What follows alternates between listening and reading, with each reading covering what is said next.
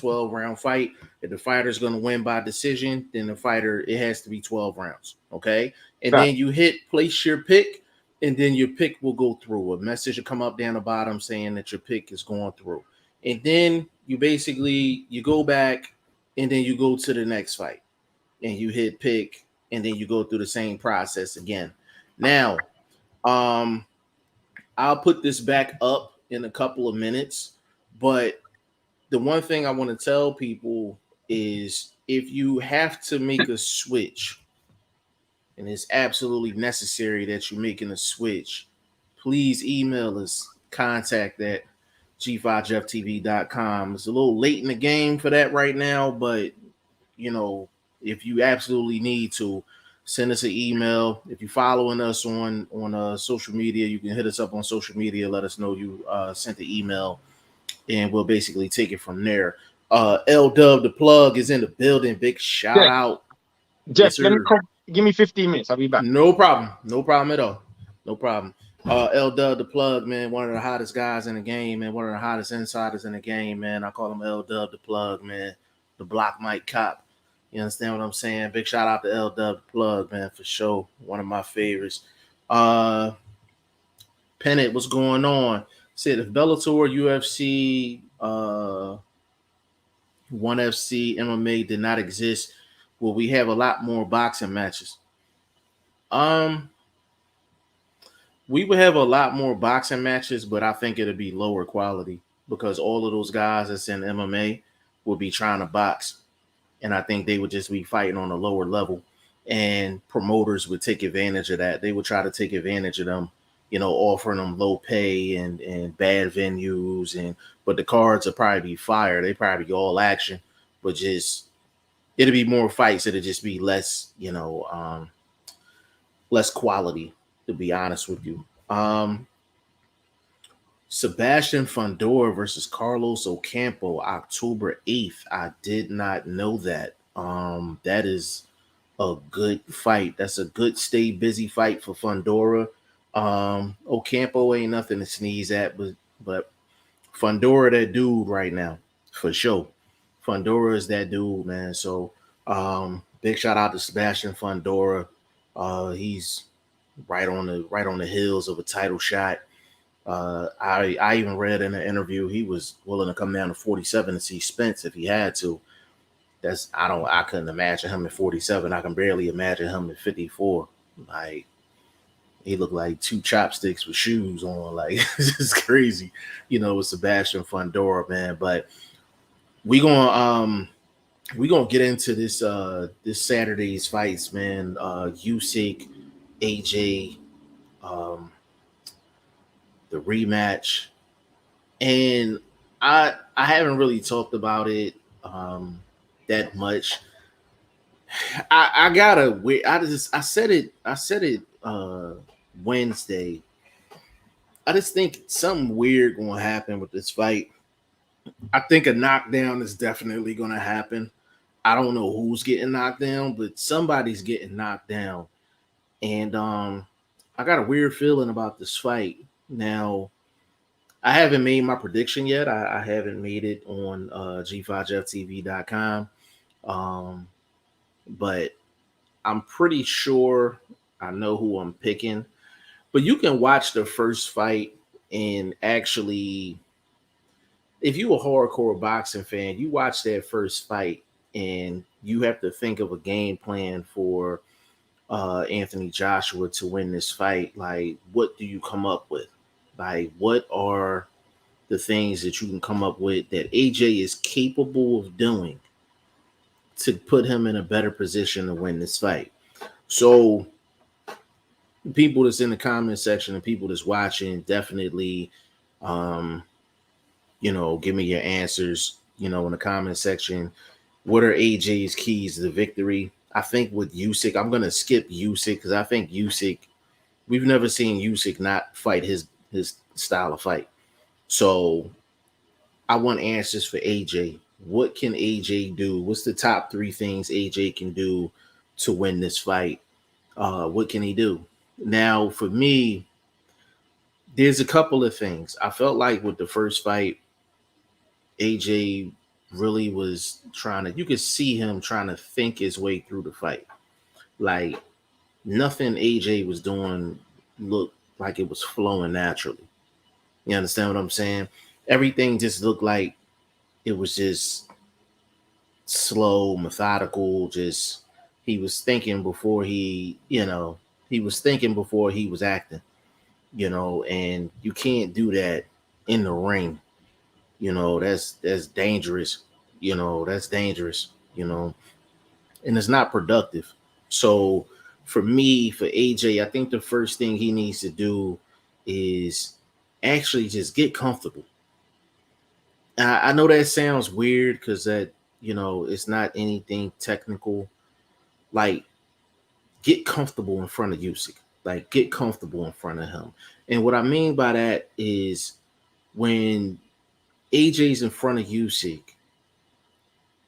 go through your process offensively to try to get yourself in a good position to succeed. Now, for example, just because Usyk is a southpaw doesn't mean you can't throw that left jab. Now, it might have to be a looping, it might have to be a jab on an angle or something like that, but he can't abandon the left jab. Like, he has to at least flash it. You know what I'm saying? He has to flash it, and he has to at least throw the straight right hand out there, the lead right hand out there. He had a little bit of success with that in the first fight, but it was more of like a counter shot. So that would be my first piece of advice for AJ. Get comfortable inside of the ring against Usyk. You've been in there with him before. You was in trouble in the last round, but you didn't get knocked down or anything. You just lost a boxing match, So I know AJ's not the most comfortable with the southpaws, but he's going to have to get comfortable inside of the ring. And I think with that comfort, it's going to lead to the second thing that I think AJ needs to do, and he just needs to fight freely. And what I mean by that is just to not overthink things. Like, because when AJ tries to overthink things, his movements, he's already stiff to an extent. Like, he's even more stiff when he's trying to think his way through a fight. So it's almost like, should I throw the right hand? Should I throw the left? And you see him just doing a lot of posturing, and he's like wasting time, and he's just not being productive. So I think that's the second thing he need to do is just let the punches flow. Like, just let it flow. Get comfortable. Let the punches flow. Third thing I think he needs to do, don't load up on every shot. Do not load up on every shot. AJ's gas tank is a definite question mark when he steps into the ring. I mean, we've seen him go through 12 rounds with no problem if it's at a controlled pace. If he increases the pace a little bit, we've seen him gas out mid, late in the fight. You understand what I'm saying? So I think for AJ, don't load up on every single shot. Just touch him. Just touch him. Whether it's on the arms, the elbows, the forearms, the chest, the hips, the thighs, punch him in his kneecap, whatever you got to do to just get that feeling of you landing a punch on Usyk early in the fight. That's the third thing. And I think the most important thing for AJ in this fight is just show some dog. Like, show some pit bull, because you're gonna have to show some pit bull in this fight, because Usyk he's gonna outclass AJ in a boxing match. So AJ needs to switch it up. He needs to box at times. He needs to get a little bit dirty at times. He needs to use his size at times, body shots. And I know what I'm asking for is a lot from AJ. You know what I'm saying? Like, I'm asking for a lot. Like, I'm asking for him to get comfortable against Usyk. Usyk makes people very uncomfortable with his style, his stance, and just how he moves inside the ring. Me asking AJ to get comfortable, that's asking a lot. Second thing is to be free with his punches. Just let them flow. That's difficult to do because a lot of times Usyk takes himself out in and out of range. He's the master of distance. and he just does a lot of things technically well inside the ring, so that won't be easy. The third thing, don't load up on the shots. AG's a big boy. He's a big boy. It's hard asking a big guy like that to not load up on the shots, and he lost his title against Usyk, so I'm pretty sure he's going to be coming in there, really trying to land something nice on Usyk, but he can't load up on every single shot. So if he gotta go too light, and then a third light, and then come with the hard shot, that fourth shot, that's what he needs to do. And then the fourth one is he really just needs to he needs to work. Like, he just needs to work. I just felt like in the first fight he was just doing too much posturing and too much thinking, and he was trying to figure things out. Like, AJ, just go in there and just work. Just work. Like, Usyk is gonna land where he's gonna land, whether you think overthinking or underthinking. Usyk is gonna land his shots. You understand what I'm saying? But the name of the game is, I'm like, you have to impose your size and your will on Usyk and get him to thinking. Another thing is, AJ needs to be up after the first half of the fight, and he needs to land something solid. He needs to land something solid or significant in the first half of the fight, and he needs to be ahead on the cards first half of the fight. If he's gonna go the distance, I think he needs to land something crazy the first half of the fight to really, really give himself a chance. But we're gonna see what happens. I mean, Eddie Hearn has been extremely confident. AJ looked like he's confident. You haven't really heard too much from Usyk. They had to weigh in today. Usyk was about 221, and I think AJ was about 240 or 244, one of the two. And Usyk basically looked the same in a sense. They were saying he was going to come in like heavy, but that wasn't the case. But this is going to be a fantastic fight, and I know a lot of people think Usyk is gonna win this fight the same way he won the first fight. But the one thing I will say is that Usyk expect a different AJ. Like, AJ, I think he's gonna honestly come in and try to really, really put his best foot forward to try to win this fight. And he's not even a big underdog. Like, he's like a plus like 160, 165, something like that. You know what I'm saying? So I don't know. You know what I mean? People thinking AJ got a real shot here. So we're gonna see what happens with that. Kind of moving on a little bit. We got the Sergey Lipinets and Omar Figueroa fight. That's gonna be a real good fight. And to be honest with you, I like that fight more than the Figueroa and Broner fight. I like it a lot more because the one thing I know about Sergey Lipinets is he's going to throw. Like, he's going to throw his shots, and he's definitely going to throw his shots. You understand what I'm saying? And it's just more of a fan-friendly fight. With Broner, first, let me get this out of the way. Let me get this out of the way real quick. Adrian Broner pulled out of the fight for quote-unquote mental health reasons. So for me, I don't like to question whether someone is suffering from mental health. So I'm not going to do that. The one thing I will say to Broner is, number one, just as a man and as an athlete, as a boxer, just get yourself together. Whatever's going on, get yourself together. That's number one. But the main message I want to get to Broner, and I'm a fan of Broners. I'm a fan of Broners.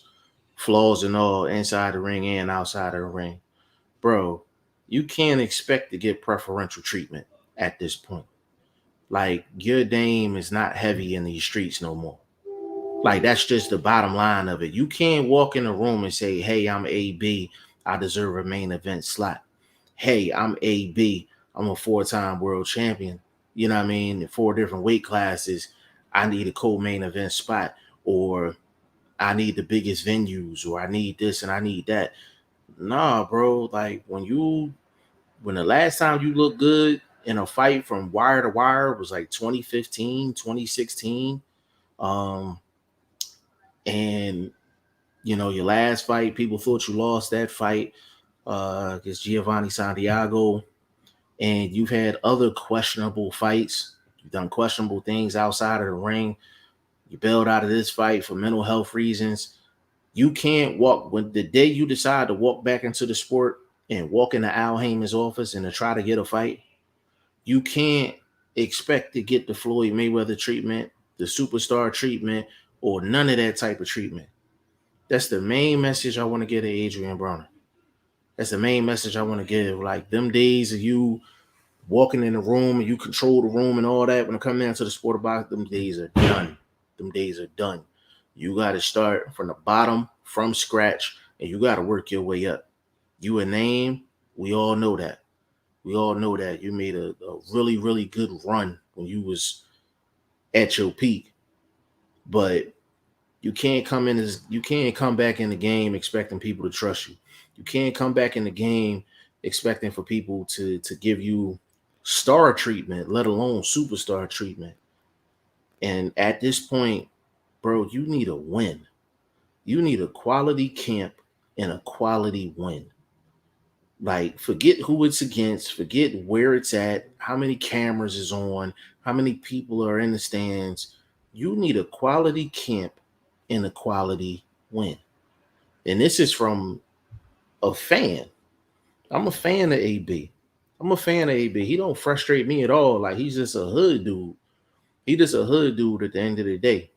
You understand what I'm saying? So when it comes down to it, Broner got to look in that mirror, whether it's mental health issues or whatever other issue he has going on. He has to look in the mirror, and that mirror's been in the same room with him for his whole career. He just refused to look in it. Bro, look in that mirror, man. Look in that mirror and ask yourself, what do you want to do? And if you want to be a great fighter, or just a fighter just putting enough food on the table for your family, take it serious. Take it serious and do everything correctly. And you got to earn people trust back, man. You can't just walk in a room and you expect people to trust you or believe in you. You got to earn that now, just like you did in the beginning of your career. So hopefully everything works out. But for Omar Figueroa and Sergey Lipinets, it's going to be a dog fight, man. It's going to be a dog fight. Sergey Lipinets is already in camp. He was already working. I'm pretty sure Figueroa probably knew there was a chance that he wasn't going to fight Broner. Like, I thought there was a chance that he wasn't going to fight Broner because I thought either one of them or both of them wasn't going to make weight. I definitely thought that. But Al Heyman is smart. He always keeps somebody as a backup on the card. You know what I'm saying? And of course, you don't see Bob Arum and them doing that a lot, because you got to pay guys extra money. You got to pay guys extra money to stay in shape, stay in camp as a alternate or a replacement. You know what I'm saying? And it's like basketball. You're calling somebody off the bench, six man. You know what I'm saying? So that's what it is basically with Sergey Lipinets. But this is a great replacement opponent. Sergey Lipinets got a pretty good shot at winning this fight. I think Figueroa has a lot of holes in his game defensively. I think Lipinets' shots are more compact. I feel like he throws the more meaningful shots, and Figueroa kind of has an old school type style. That's an old school style where you come into the ring and you just throw punches, just balls to the wall, and you just have really no regard for defense. You just throwing a bunch of punches. Like, your defense is volume offense, and that's what Figueroa brings to the table. And that style is old. That style is old. It's old. It's outdated, and you're not going to become a champion fighting like that, just not being defensively aware. So I think Lipinets is going to have all the opportunities in the world to look impressive offensively in this fight. But I do think it's going to be a firefight, though. I do think it's going to be a firefight for sure. But we got so much more action, man. Man, Herkovich and Big Bang Zhang. Herkovich and Big Bang Zhang, man, like that's a really, really good fight. Zhang, just he one of the big heavyweights, and Herkovich ain't small neither. You know what I'm saying? That's gonna be a good fight. Herkovich, it was at one point they was calling him the boogeyman. You couldn't get nobody to get in the ring with him. But Big Bang Zhang stepped up to the plate. We got that fight, and I think that's gonna be a real good fight. It's definitely not going the distance. I can tell you that. Somebody's getting stopped, in that fight for sure, man. But this weekend of fights, man, is amazing. Amazing set of fights, man. And then we got the Navarrete fight that's going down. And Navarrete, the thing about Navarrete, I was explaining this. I think it was Wednesday. It was Tuesday or Wednesday, and I was saying that Navarrete fights the same same level of opponent every single time. Like so they just moving it like this, just straight across the board, man. Mark Nash in the building said, G5 Jeff, what up? Big shout out to you, bro. Big shout out to you, man. Hey, Mark, man. If you're not already on here, man, G5JeffTV.com, man. Make your picks, man. $500 for the winner of the league, $200 for second place, $100 for third place. We got a side pot in there as well, man. Absolutely free. Absolutely free to join the league, man. Definitely get in there, G5JeffTV.com, man. Definitely get in there, make your picks for this Saturday's fights. I think we got it's going to be 5 fights on the board. We got one of them on there that shouldn't be on there, but man, it's going to be epic. This is the 3rd season of the Prediction League, man. Big shout out to Joseph Gwilt. That's a season 1 winner, and my man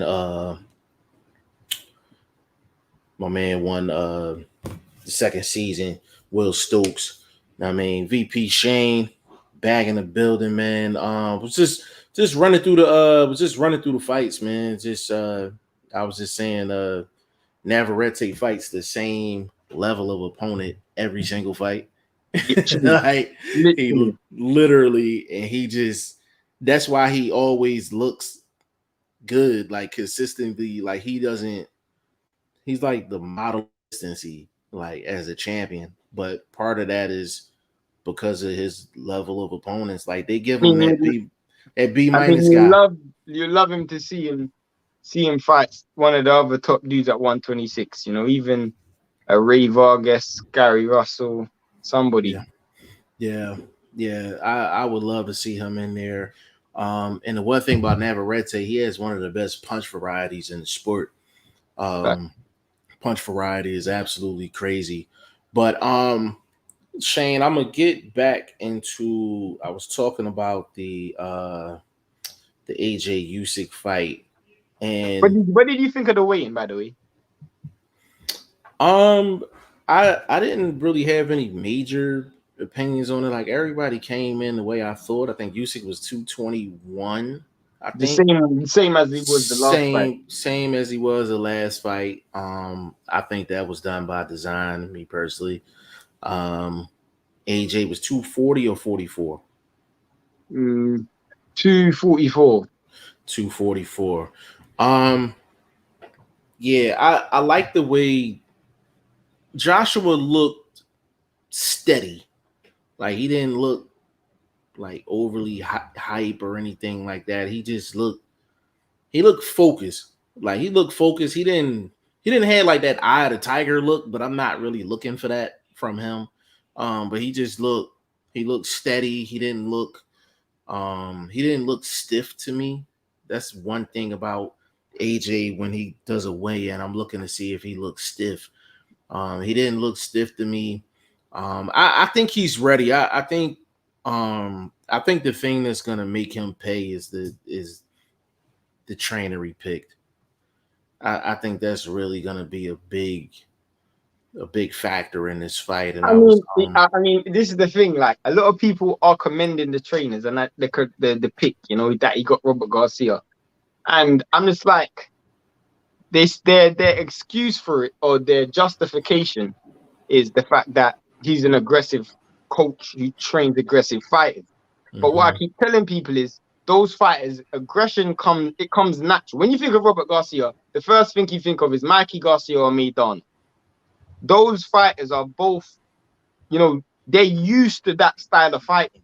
They've been born into aggressive style of fighting. I don't know if you've ever been into a Mexican gym. Obviously, you see footage all the time, but Mexican fighters they're accustomed to certain types of fights. So Right. he's working with a fighter who isn't used to that. He's not Yeah. used to being under attack. You got to understand, Mexican fighters, they dish it out and they can take it.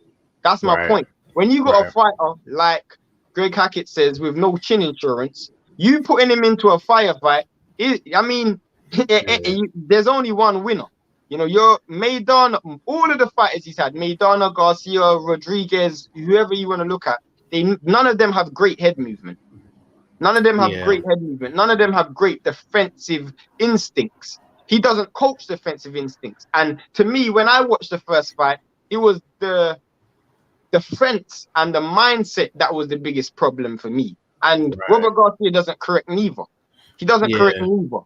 To me, like, AJ was getting hit with way too much straight lefts. Way too much straight lefts. He was getting hit with way too much jabs. Those things aren't going to get better by hiring Robert Garcia. The fact that he was able to get hurt several times in that fight to the chin, that's not going to help by hiring Robert Garcia. Robert Garcia doesn't even help mask or paper over the cracks that are evidently there. He doesn't even do that. He actually exposes it, because by you being more aggressive means you're more susceptible for attack. You're more susceptible for counters. So to me, and this is just me being completely unbiased, I don't see how hiring Robert Garcia has done him any benefit, to be honest, other than the fact that McCracken isn't in his corner. But I can't see how that's helped him at all. Yeah, I just, and I kind of thought about it earlier, and I'm like, what can Robert Garcia bring to the table? And I'm like, only thing I could come up with, and I was like, AJ didn't even need this. I'm like, he's a U.S. name. Like that's it. Like I'm like, that's it. I'm like, Robert Garcia is not gonna have him improving his jab. It's not gonna help him improve his footwork. He's not gonna help him with head movement, which is side to side movement. You know what I'm saying? He's not gonna get below no shots. He's not gonna help AJ leave out the back door with his hands up. When he got caught with that sweeping hook, was it the 5th round? Yeah, he got caught with that sweeping hook. He was trying to back out. He didn't even have his hands all the way down. Like, he had them like near his chest, but I mean, that's still down. And he just caught a clean one. If Joshua's gonna win this fight, he gonna have to win this fight on his own. Like, he's seriously. going into war with no cavalry, Yeah, like, you're solely by yourself in this one, bro. yeah, no Because backup, no Robert nothing Garcia is gonna ask him to do stuff that that he can't do. it doesn't come natural to him. It just doesn't come natural to him. Where you can tell Maidana to do it, where you can tell Franco to do it, or Rodriguez or Mikey to do it, it doesn't come natural to AJ. You see my point? And you can't train someone to go against, because when things go wrong, everybody reverts back to type. That's Correct. just nature. When 100% things go correct. wrong, people revert back to type, and that's my issue. If he doesn't get AJ Usyk out there in the first 4 or 5 rounds, it's gonna be a thinking fight. At this point, it's gonna be a thinking fight. So what happens then? No, it's a fact, man. That's a fact. T Finney in the building. Hold on. The hell I just do. My bad. T Finney in the building, man. Big shout out to you. He said, salute, bro. I couldn't make this one, but I'm tuned in for sure. The tickets for the local card I told you about are cheap. I'm still asking around. Also, I made a few picks on the website. Seen that? I saw Definitely appreciate that, bro. Stacy, what's going on? I don't know what this means, but I'm gonna read it. HBO tied Porsche count. I don't know if you in the right chat room, but welcome you anyway. G5JeffTV.com. Get your ass over there, make some picks. You know what I'm saying?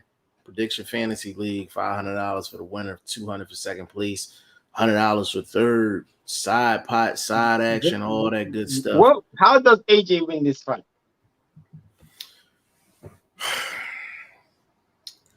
First thing, the first two things has nothing to do with like technical stuff. Like I think number one, I think he has to get comfortable in there. Like I know against Southpaws, he's not really comfortable, but I'm like, you've been in the ring with Usyk. You was in trouble, but he didn't put you down. You know what I'm saying? You had a few good moments in the fight, and I think that's the first thing. He needs to get comfortable in there. Like, don't be tense. That's number one. Number two, I don't want him to load up. Don't load up on the shots. Like you said, Wednesday, just make sure you touch him. Make sure you touch him. That's how you get comfortable, though. When you're That's how touching you get something, cut. you build Exactly. momentum. You get rhythm. Right. Just let the hands flow, but don't overload on the shots because he's gonna make you miss some. So if you got a lot of steam on them shots and you're missing, you're gonna get tired quicker. So easier to counter as well. Easier to counter as well. Number two, forget them headshots first couple rounds. Forget them headshots. Usyk is extremely hard to hit early in the fight because a lot of the time he's moving. Now, You he say didn't that move though, as much. Jeff. He can't be obvious with the body shots neither. You can't. Like, I don't know if you guys remember the Wilder fight when Wilder just came out and threw everything to the body. Jabs to the body, but you just don't want to be doing that. You don't want to be doing that. You get telegraphed too easy, and there's a saying that Jeff always says: you don't want to trade headshots for body shots. It's just not a good exchange. Like, you're not gonna get a good exchange of it. So I'm not gonna trade in quarters, like dollar bills for quarters. Literally. You know what I mean? Like, so I think that's another thing that Joshua needs to do. Like, a lot of people forget that whilst body shots get your opponent's hands to drop, it also gets your hands to drop because you can't throw body shots from up here. You have to throw body shots from a lower trajectory for them to land. So your hands naturally drop, which means if someone's going to counter you with a headshot, you're wide open when you load up on a body punch, or even when you try to put combinations together to the body.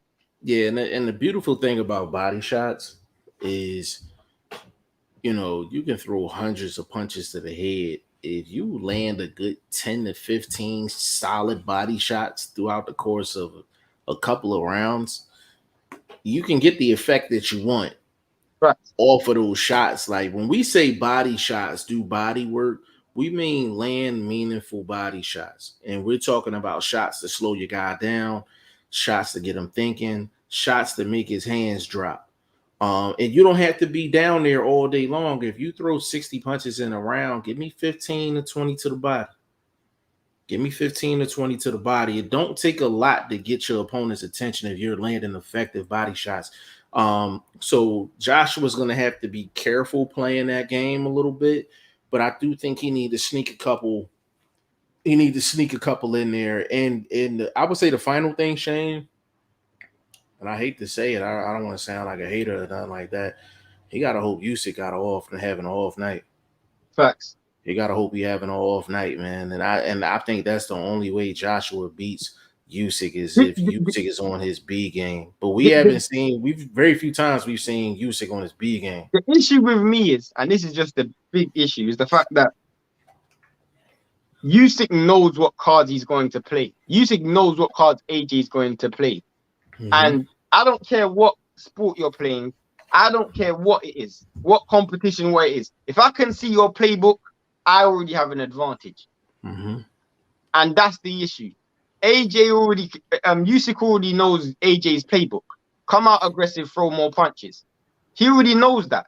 So he would have set up an entire camp for that type of style. He would have been physically and mentally prepared for those moments. It doesn't matter what sport it is. If I know your game plan, you can't. It doesn't have to be sport. It could be anything. If I know what you're going to do, it's 1-0 to me already. I'm 1 up. I'm already up.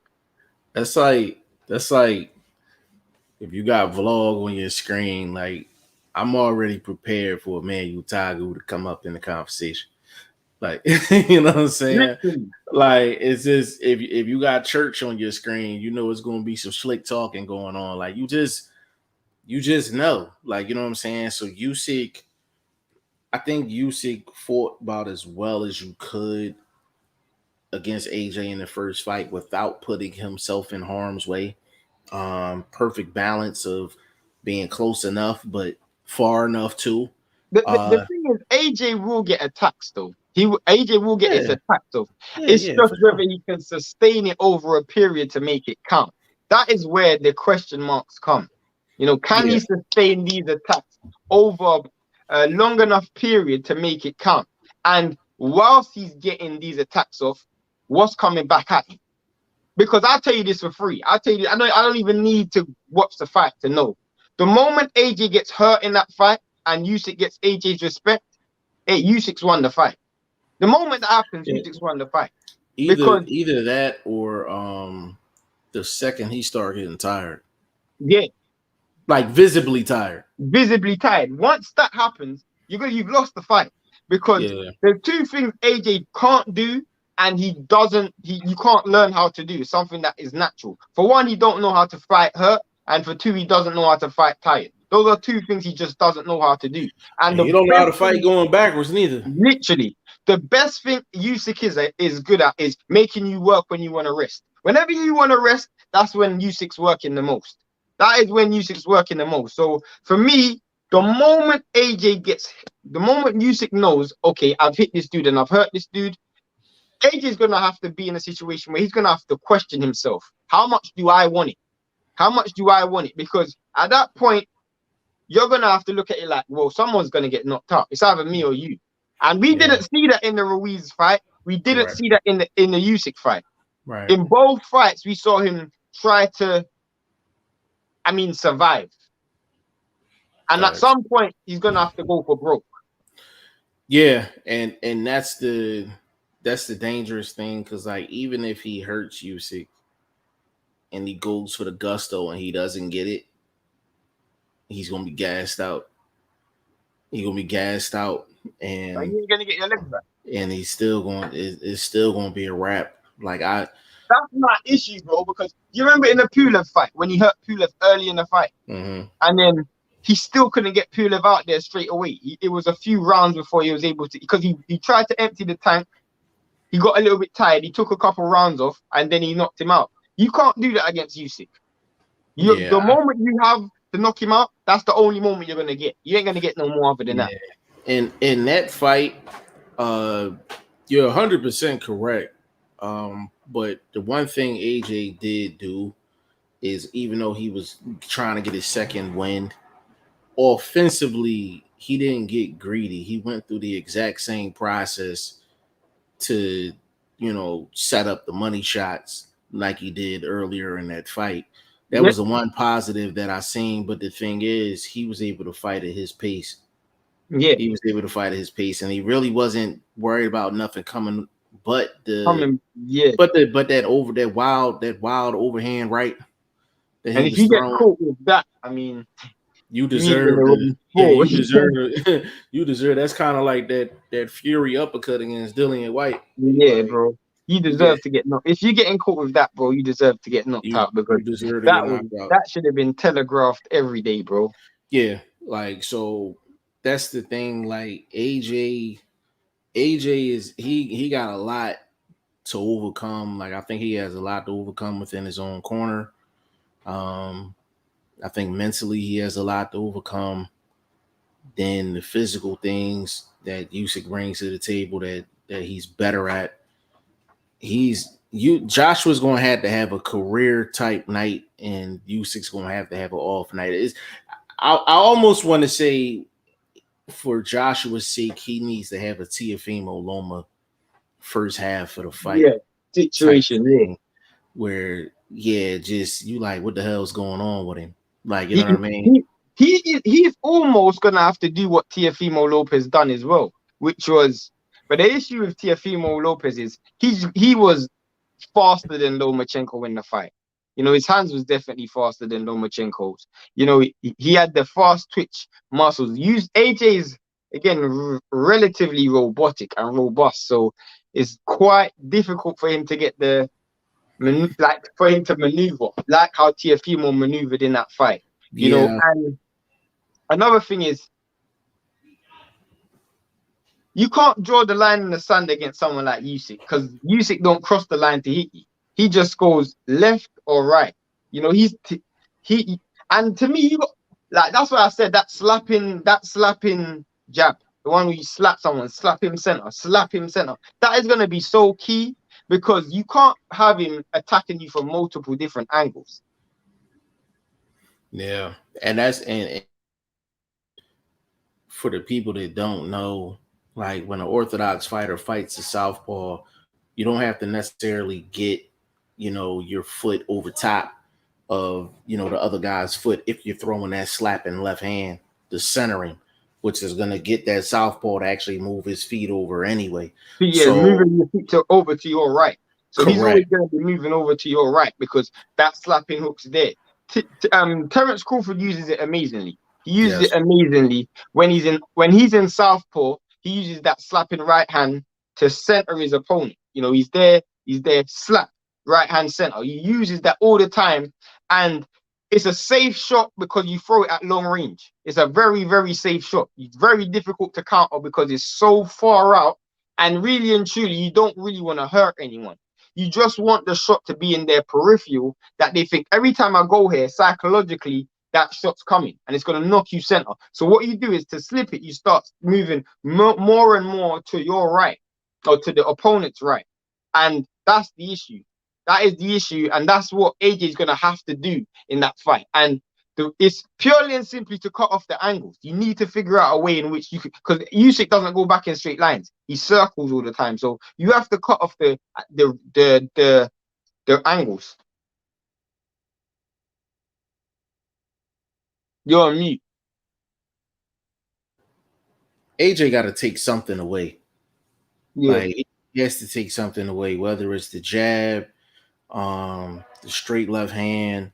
He has to take away something, to You give know what himself I a think chance. AJ could also do as well to be all because Usyk's main attacks came from when AJ was trying to attack.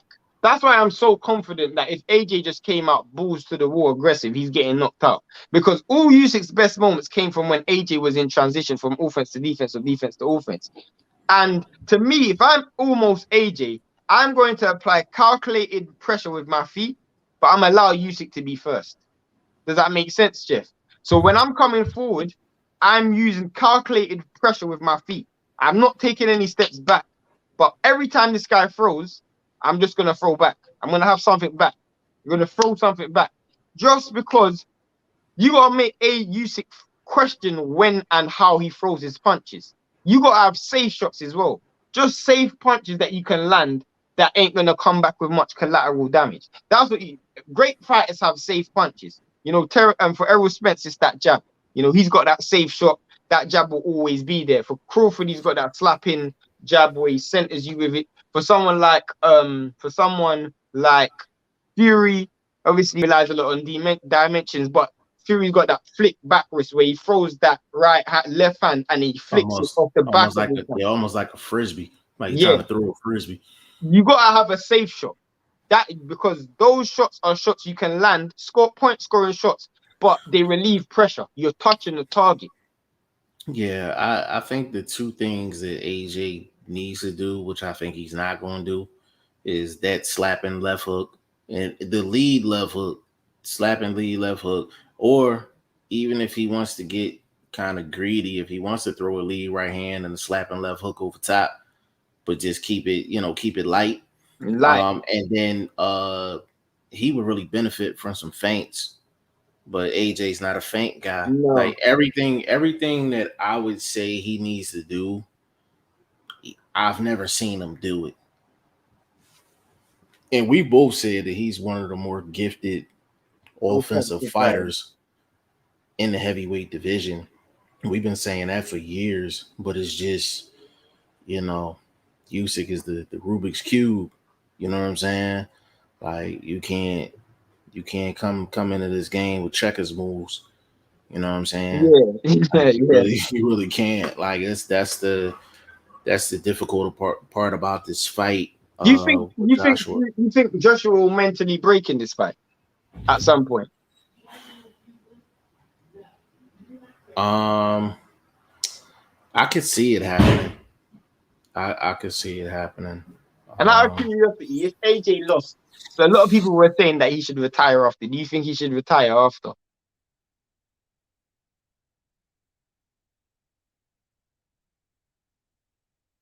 Say it again, bro. Yeah, do you think he should retire after?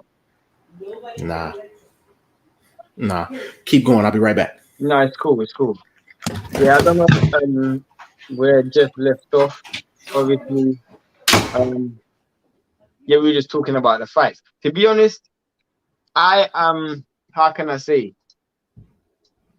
I'm about 75% sure that AJ loses this fight, purely and simply because I don't think he has enough in his arsenal and he's got too much vulnerabilities that Usyk can take advantage of. Um, there's actually more fights. We actually haven't spoken about the Zhang versus Hergovic fight or Navarrete. The Lipinets versus Figueroa. I actually think the Lipinets versus Figueroa fight may actually be the best fight of the weekend.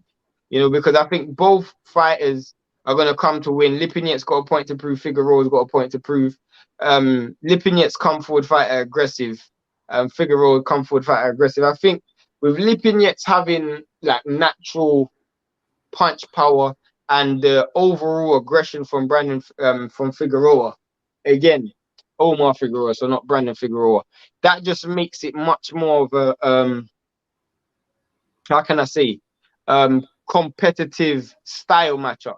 You know, because Lipinets isn't going to just let his hands go and throw. It's more about quality for Lipinets, whereas Figueroa is more about quantity. Did I say that wrong? For Figueroa, it's more about quantity, and for Lipinets, it's more about quality. You know, and to me, I feel like there's a chance that Lipinets can get outworked over the stretch, but there's also a chance that Figueroa can land something real sweet on him. You know, and that is what Figueroa has to worry about. The biggest issue is the fact that it's a last minute late replacement. And Figueroa's probably been in camp fighting against someone who's polar opposite to Lipinets, in the sense that Lipinets is very disciplined, you know, aggressive, you know, got good power. Um, and he's coming in there with a lot to prove. You know, he's gonna have a lot more fire in his stomach than Broner did. You know, and I'm pretty sure Brandon Figueroa was probably in camp thinking all I need to do is throw punches and all I need to do is throw punches and that will be enough to stop um Broner or even beat him down the stretch. Now he's fighting Lipinets, who he's got a lot more fire in his stomach. You know, it's a massive adjustment. You know, not only you have to worry about what's the mental side of Lipinets, the fact that he's going to be much more mentally prepared, he's going to be have much more ambition than Adrian Broner would have, but he's going to just throw more punches than Adrian Broner. So you can't just worry about just over outworking him. That would have probably been the game plan if he was fighting AB. You know, just go out there. I know over the course of 12 rounds, I'm going to outwork AB, and it's going to be enough for me to get the win. I don't think that's going to be enough for him to beat Lipinets. That's just me being honest.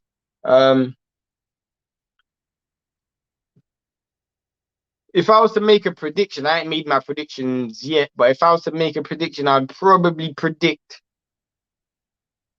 It's a tough one because I do think Lipinets can actually win the fight as well, but I actually don't know.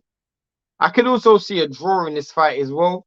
I'm not quite sure who I can see winning this fight.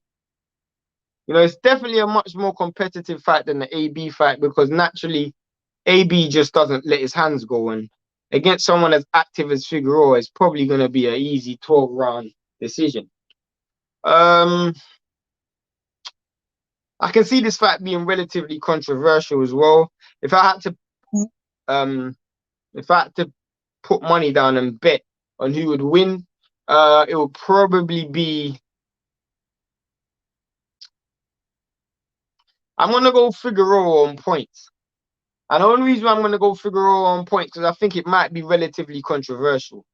I do think Lipinets has the ability to stop Figueroa, but I also feel like Lipinets may outwork.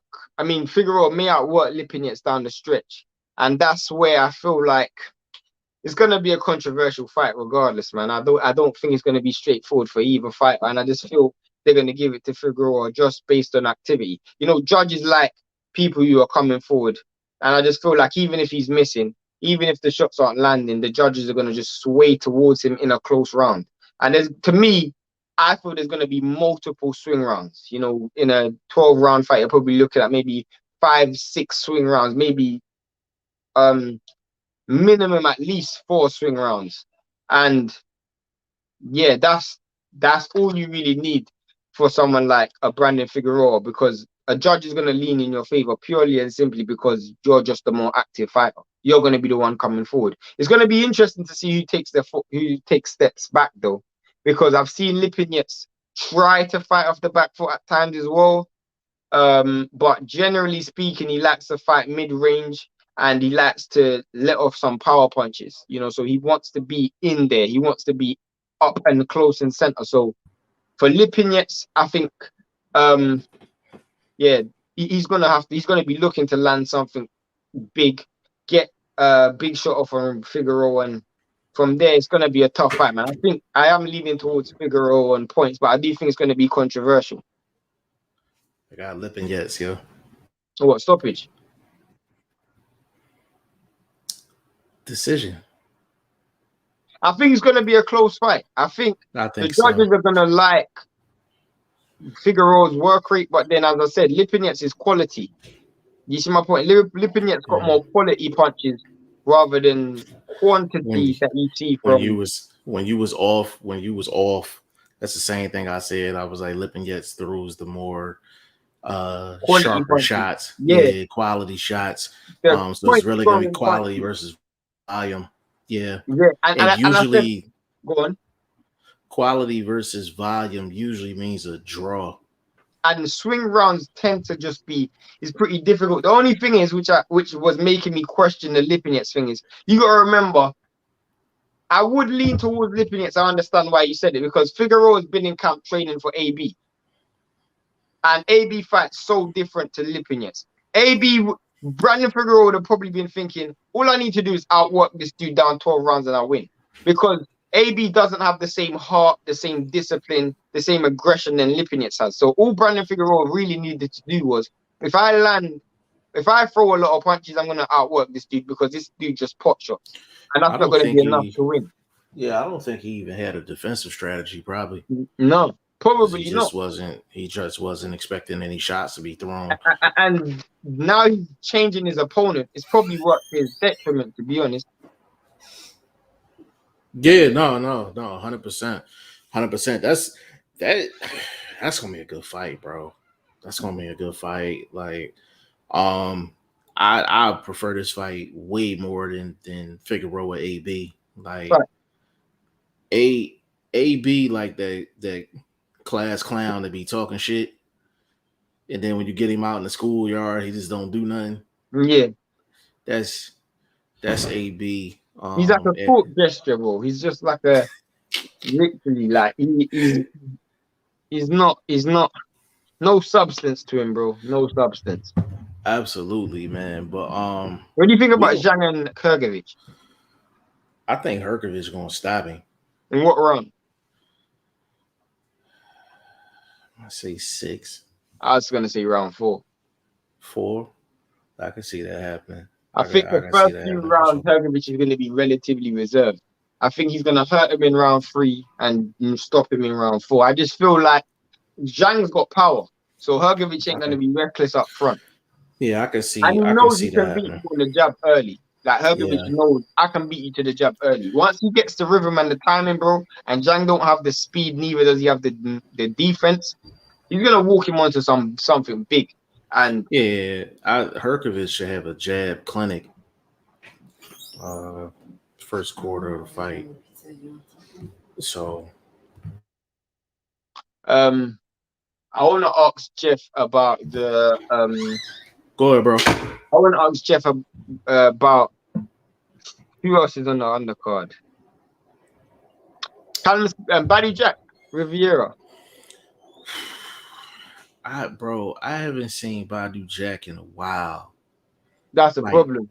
that's a problem. Like that's one of them fights where I just gotta wait. I'm assuming Badu Jack should win the fight, but Badu Jack has been through a lot of shit. Like he had I the think real Buddy bad Jack, cut. and then he had Mhm. some controversial decisions: the James DeGale decision, the Adonis Yeah, Stevenson decision, the Jean he's Pascal been through decision. he's been through a lot. So I don't know mentally where is I, he at. Facts, and I never understood why he moved to cruiserweight, to be honest, because I didn't even think he was a big light heavyweight. Nah, I didn't understand it. I didn't understand it. I don't. He didn't look like a big light heavy. Like and that's where all the action is. So I I mean, don't. it's a. What do you think about Tabiti? Tabiti's fighting James Wilson. I don't know if you guys know who James Wilson is. James Yeah, Wilson, like, he's really known for Instagram. Like, yeah, he's got a big Instagram following, and obviously he trains his children. So that's what makes people, a lot of people know him because of his intense training with his kids, which yeah, I think is nothing but inspirational. But yeah, like, yeah, as a fighter, he's just way too muscle bound. I don't know how he yeah. fights against Tabiti though, because like if there's one thing I know Tabiti can do, Tabiti can move, bro. That's a And fact. weighing that heavy after 2-3 rounds of moving, bro, and you throwing intense heavy punches, those your energy is gonna drain real quick. Real Tabini, quick. Tabini could get a TKO. He But could get a he TKO. just doesn't have the power. Yeah, he's like the Paulie Malignaggi of cruiserweights, man. Like he ain't got He no wants to move stand the up shot. heavyweight though. He's a damn fool. He a damn fool, man. I get it because that's where the money fights are, but like he get the hospital bed ready, like because if you need to know how he takes a shot, just cue up the Dorticos fight. Cue up the Dorticos fight, and that's all you need to see. Like, and he fought, and Shane was in the building that night. Like Yeah. he fought timid. Like he fought timid against Dorticos, and Dorticos can crack at cruiserweight. So just But imagine him in there with a dude 230, 240. I'd be, I couldn't even enjoy watching that fight. Like I'd just be nervous. Like, yeah.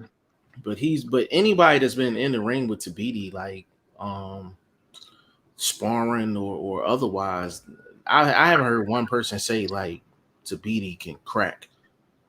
But apparently though, in lead up to the AJ fight, he was doing well against AJ though.